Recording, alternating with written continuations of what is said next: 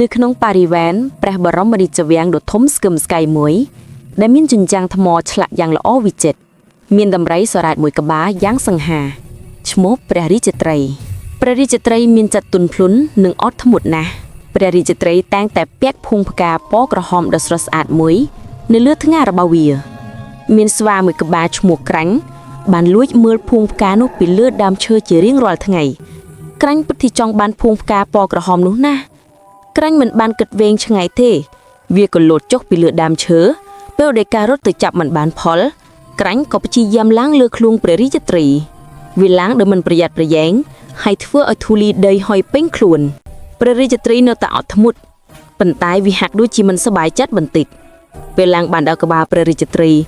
ក្រាញ់ក៏ទៀងភួងផ្កានោះយ៉ាងខ្លាំងវាទៀងហើយទៀងទៀតដោយគ្មានការគិតពិចារណាព្រះរាជត្រីចាប់ផ្ដើមមានការរំខានប៉ុន្តែវាព្យាយាមរក្សាភាពស្ងប់ស្ងាត់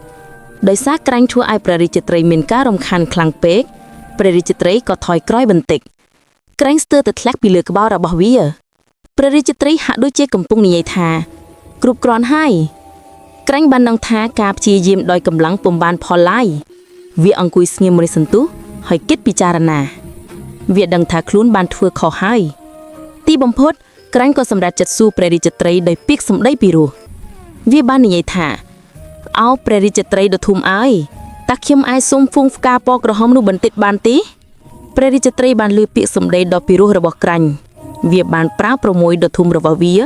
ដើម្បីស្រែកភួងផ្កាពណ៌ក្រហមនោះយ៉ាងថ្នមវាពិតជាអស្ចារ្យណាស់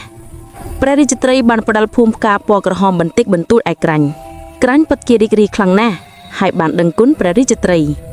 ចាប់ពីថ្ងៃនោះមកក្រាញ់បានរៀនថាការនិយាយស្ដីដោយគួរសមនិងការសុំដោយចិត្តល្អ